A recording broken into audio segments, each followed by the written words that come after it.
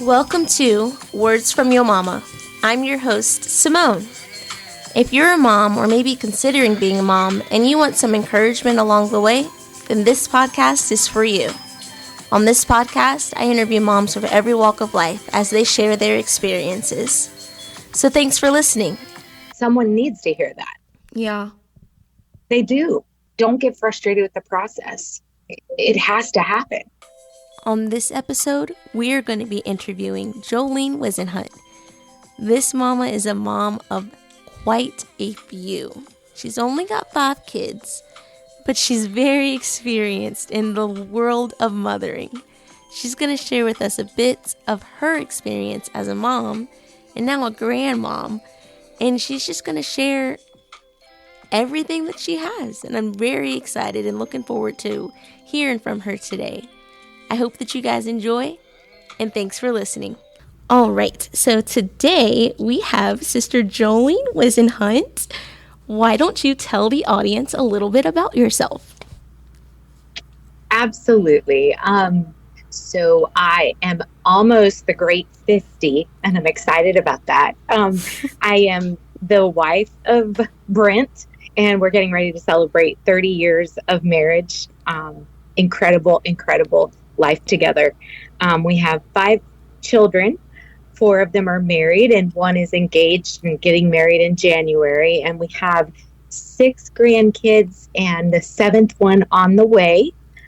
We started a church together about 8 years ago, and we recently purchased our building. And it's been a lifetime of a lot of fun, a lot of challenges, and learning as we go, hopefully drawing closer to Jesus in the process. Huge milestones. 30 years together. Wow. Yes. And So I didn't exciting. realize it was 8 years. I feel like you'll have not been gone that long. That's crazy. I know, it's crazy, isn't it? Wow. So you are a hustling and bustling mama. What do you do to recharge and relax? Honestly, it's a drive in my car on the back roads near our church, especially at fall time, because it just speaks to my heart with all the changing colors and the beautiful leaves falling from the trees and the horse farms back here in our area. Just honestly, that's really what it is for me. Just taking a drive, me and Jesus, and maybe listening to one of my favorite books or listening to the Bible, sometimes just quiet. Yeah. Yes. So that's my favorite go-to. That or just a good cup of coffee in the quiet, sometimes at the dining room table with one of my kids that are here. So here's the question. Do you drink your coffee black or with cream and sugar? No sugar, but cream. Yeah. With the large family that you have, what are some things that you love the most? Like, what are some things that you can point out in your mothering journey that you just absolutely love and adore? Like, past all the trials and past all the tribulations, what are some things that you love? I love, first of all, that my kids still love being around us. I love that we get to do ministry mostly with our kids. We have one who is ministering in Living Hope of DC, and we couldn't be more proud and happy.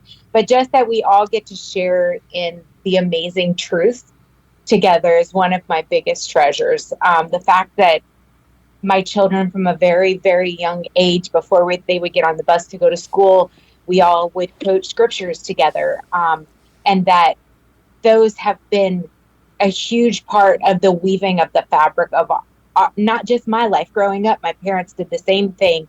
My mom did the same thing. And then being able to pass that on to my kids and now teaching my grandkids in Sunday school, it is such a joy to be able to hear them learning some of those same scriptures that my kids learned when they were that age. So the word and those times of just, my kids all still hug and like to stand and hug me. And I am so thankful because that's not the case with a lot of people, and I'm blessed.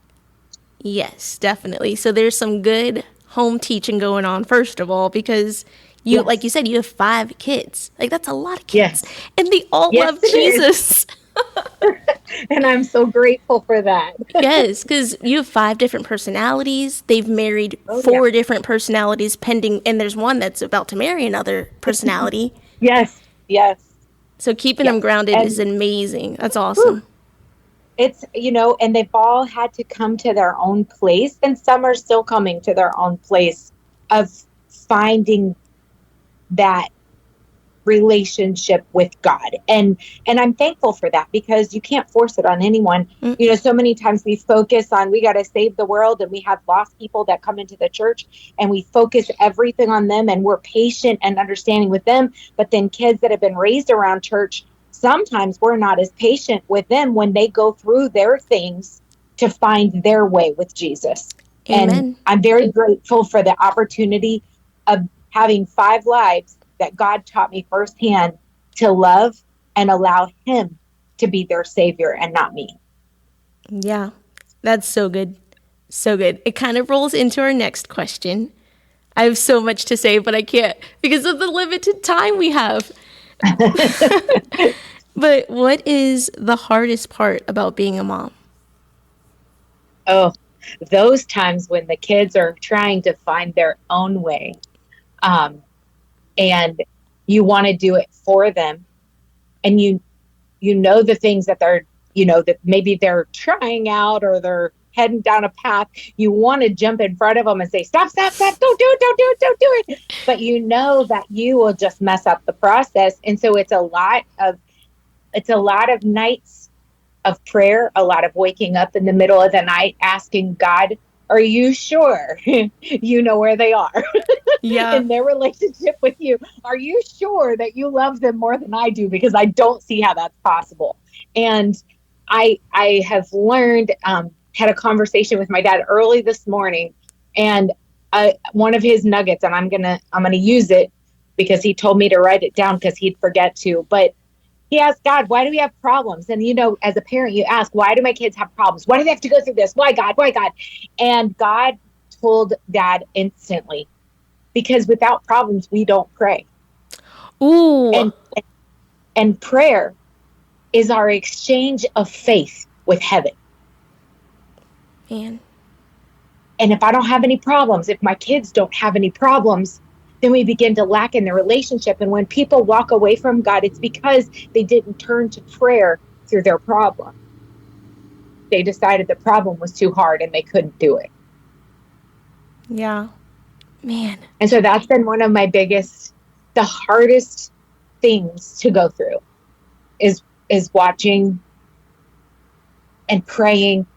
And that song, even when I don't see it, he's working. That has become my anthem as mom, is knowing that even when I don't know he's working, he's still working.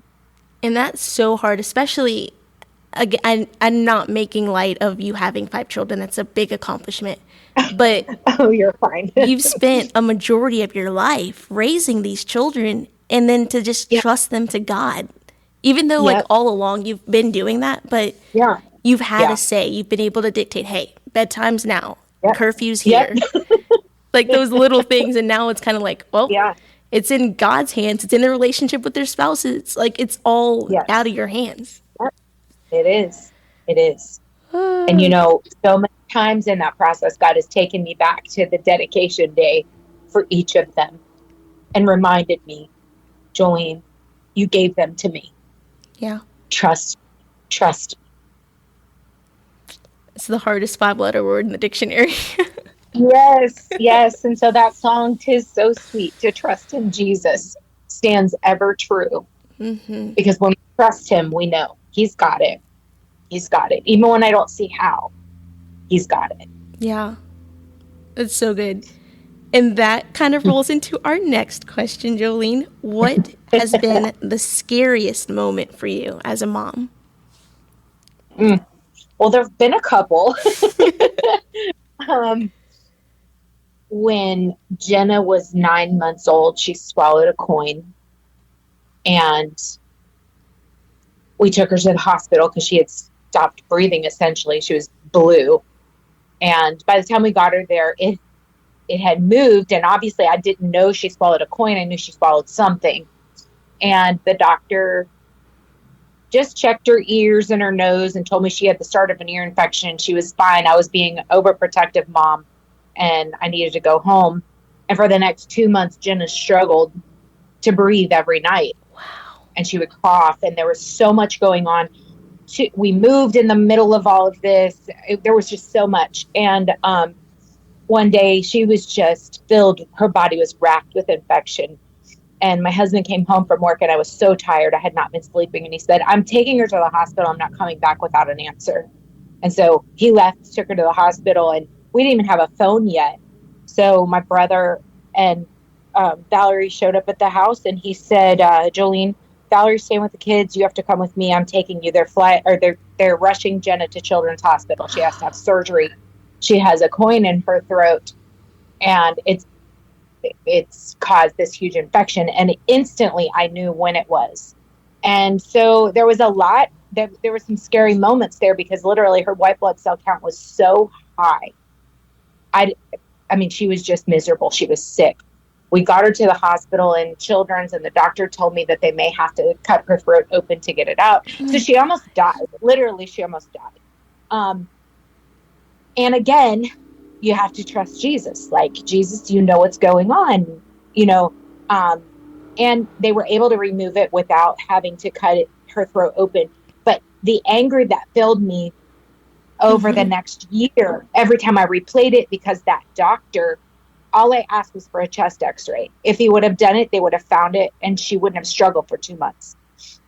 So it was a very hard, scary time because I had no control. I didn't know what I could do, and she could have died at any moment. They told me she could have coughed at night and she could have dislodged the coin from where it was and she could have choked to death at night. And so that was very scary. We went through a time with Jeremiah when he was 18, and obviously I won't air all of his business, but he was making some of those life choices that we were talking about a little while ago. And he moved away and with people we didn't even know. And when he left, I cried for days and just asked God to protect him and watch over him. And my husband, and this is where 30 years of marriage is incredible, because he just looked at me and said, I promise you, in 3 months, he'll be back. And I was like, I don't see how. I mean, these people are promising him the world, obviously not Jesus, but he was there, and literally almost 3 months to the day, COVID broke out. The whole country shut down. And the last thing they wanted was a stranger at their house. And so they bought him a plane ticket to come back home. But God was gracious. And that was a scary time as a mom because he was 18. He's still a kid, but God had him and God protected him and God used what the enemy was trying to use for evil to turn it around. Yeah. Man, that is insane. The coin. Oh my gosh. Yeah. Right.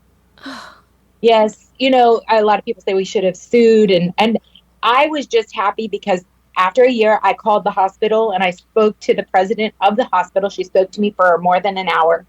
And I had a friend who was a doctor on the ER board. And I found out that the doctor was reprimanded and lost privileges for 6 months. And to me, that's all I needed was that he learned his lesson. And, I don't need money, but for him to learn his lesson and listen to the next mom that comes through, Exactly. I was going to say, I don't care how educated I am or how long I went to school. Mother's intuition is super real, and your kid better than I do. So Oh, yeah, for sure. I would never, deny. It's an x-ray. It costs $30, even if that. Exactly. So dumb. But he thought he owned the world in his hand and he was God himself. That's what he thought. I'm just being honest. The real God humbled him real quick. Yes. Yes. Oh, man. Crazy, crazy times. Wait, pause before I ask that question. Do you have leftovers? That's a funny question, because even though we've got children that are grown and married, God blessed us with a home that we couldn't even imagine to live in. I'm just being honest with you. Like, we went through some really hard times. God gave us a word after a really horrific moment. I'm going to get there. I promise. I'll You're go good. fast. But it was what was referred to by an amazing man of God in a service that was dedicated. Literally, God called that service just for us. We weren't home. We didn't know anybody at the church, but we had literally been in a spiritual head-on collision that week and didn't know if we could go on. Mm-hmm. And the preacher got up and said, there's this one verse and it's for someone in this room, and God kept me up all night to give this verse to you. And instantly I knew it was for us. And it's Psalm 66:12.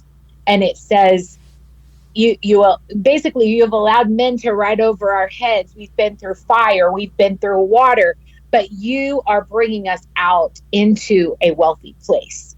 And for us, it was a promise. I see you, I know what you're going through, and I know it's hard, but don't worry, I'm working everything out for your good. And so when we ended up, God dropped us into Waldorf, which I would have never chosen to live in Waldorf. And I'll share that because that's usually where God puts you, right? Yes, in the least place you expect it. Yes.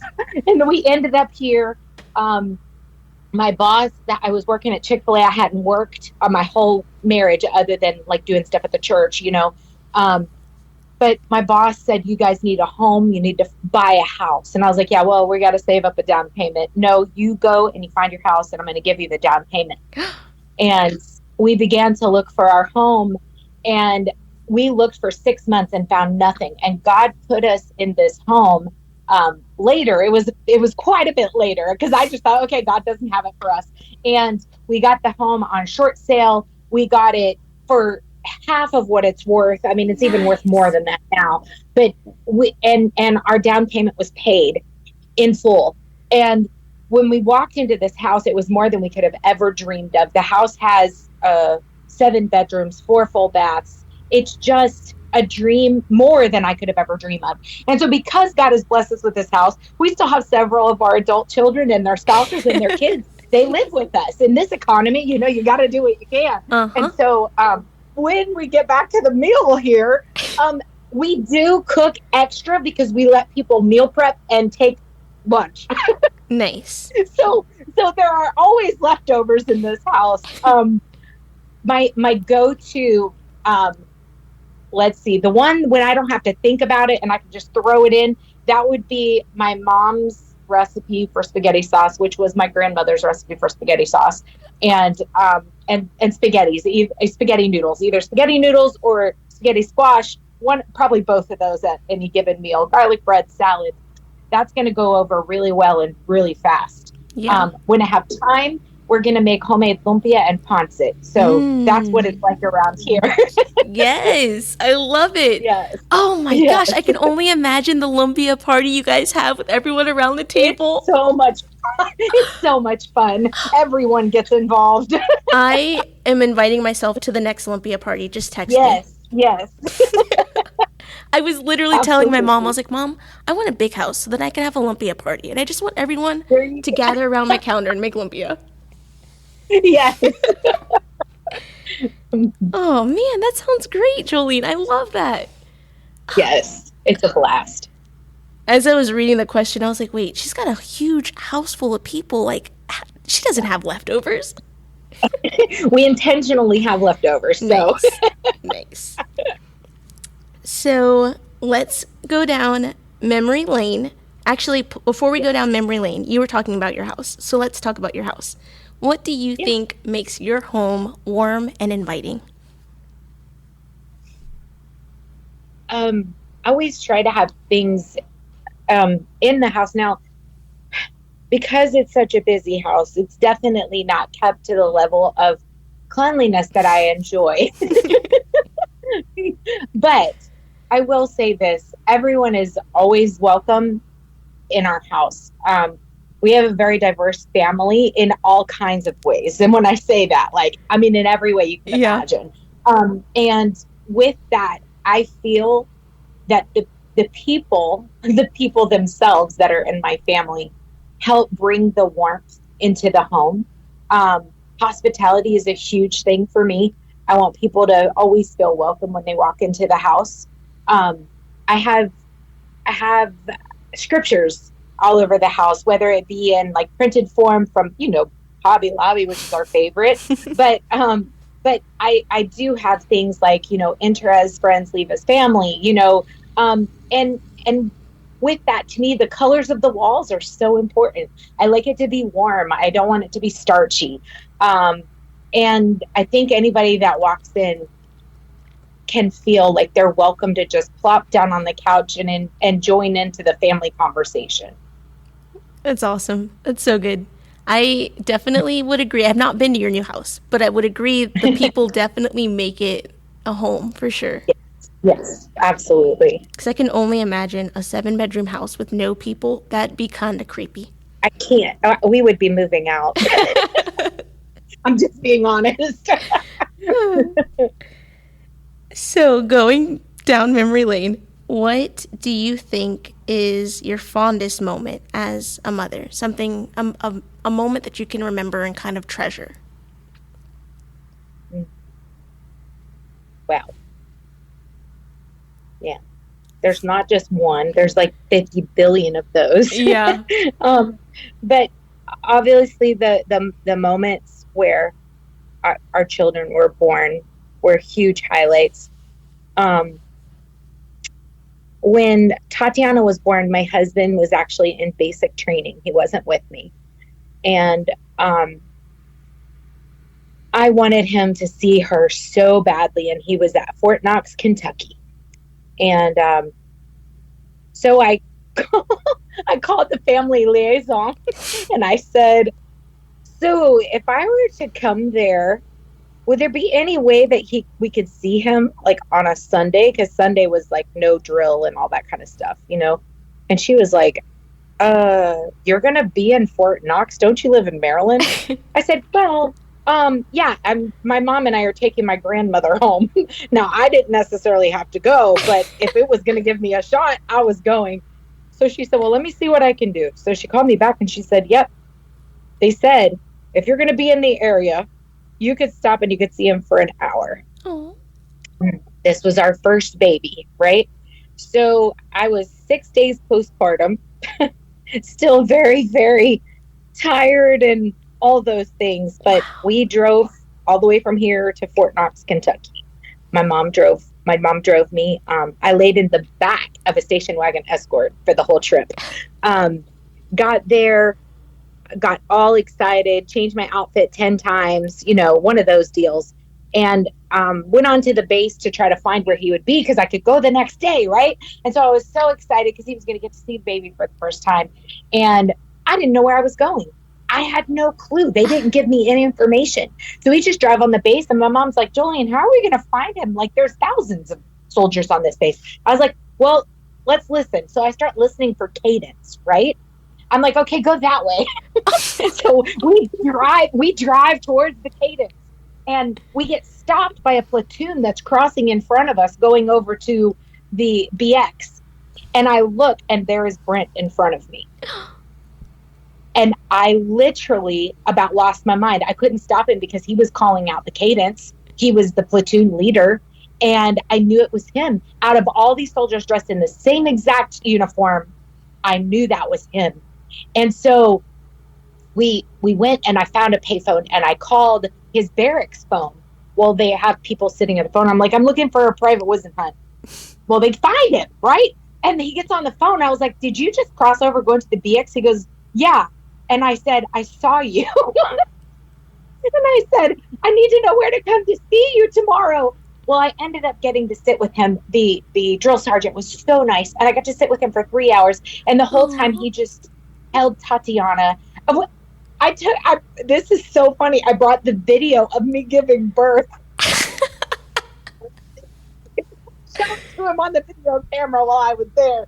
But it was just a moment where we got to experience something that not a lot of people will ever have a need to experience.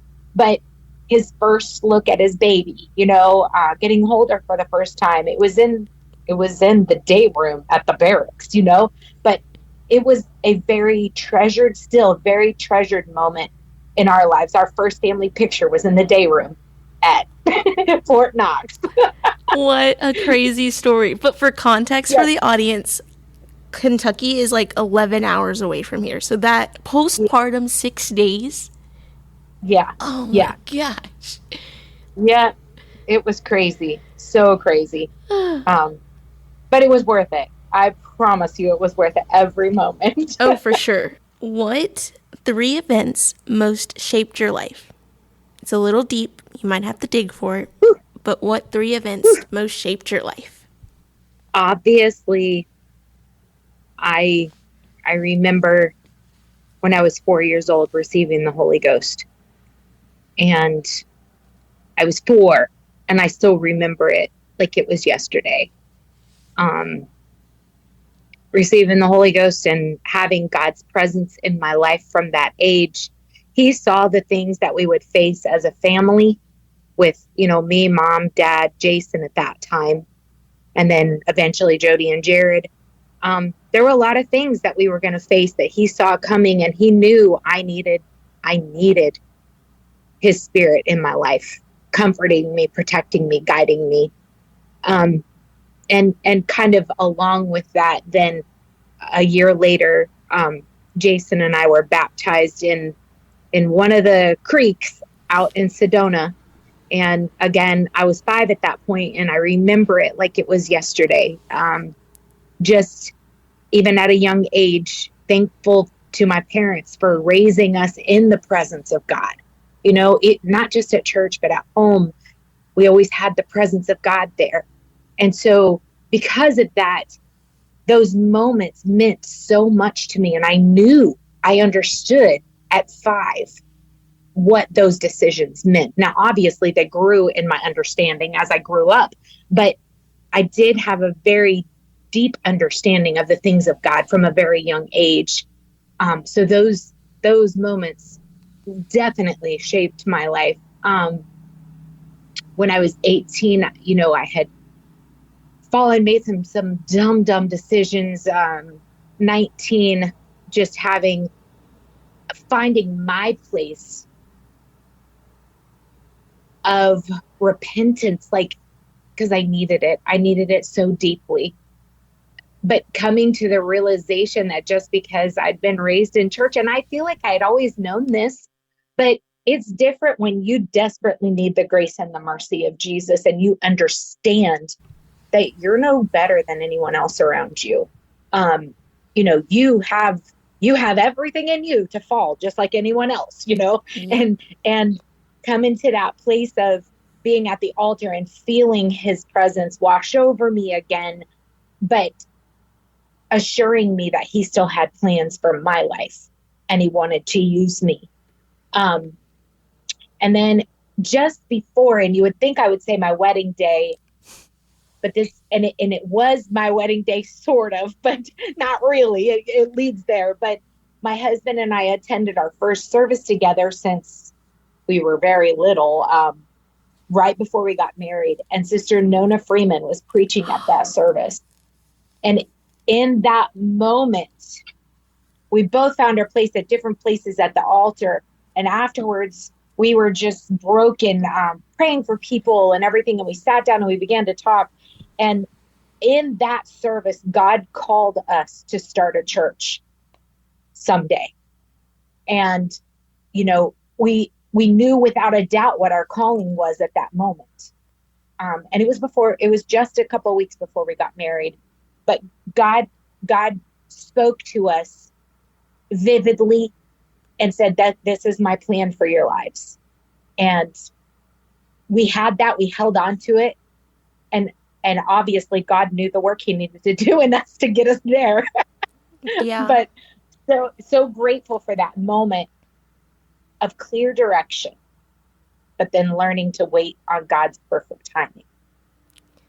This isn't the podcast for this, but you testified about that. And I was so frustrated hearing your testimony because I could only imagine hearing clearly God say, this is the direction you need to go in, and then wait Yeah. however many years. It was Yeah. over 10 years for y'all, wasn't it? Oh my goodness. Well, we've been married almost 30 years and we started the church 8 years ago. Yeah, oh my So yeah, gosh. yeah. But we were learning so much. And the thing is, you can think you know everything you need to know about starting a church because you've been raised doing it, but it's a different thing. Like it has to be in your heart and a part of your fiber in order, and you have to go through some stuff in order to learn how to stand in the face of adversity. Yeah. Because if you don't, it will take out church planters quicker than anything Yeah. because it's hard. It's not easy. There are amazing moments that I wouldn't trade for anything, but there's also some of the hardest moments where your heart is stomped on. And that's all in the process of still raising your own family Mm-hmm. and the stuff we go through with that. So if you don't learn to stand and learn how to make it through hard stuff, it's like Dad said, why do we need problems? Because we're learning how to pray. Yeah. Man. And God had to work that in us. And I'm sure a lot of other things. I know a lot of other things, but specifically that. Man, oh man. It's so tough. Okay. Sorry. I was just going through my mind. Because I want to stay on this point, but this is not that type of, this is a mother podcast. But I think about you guys. I think about the brother Roberts. I think about your brother, even Jared. I think about all these people and their journeying to pastoring churches and leading their families and leading strangers that lost souls that actually need God, and thinking about how Yeah. difficult that journey could be and the trials that y'all have to face before you even get to that point. Like, it's just Yeah. so overwhelming to think about. But I Yes. digress. Back to the podcast.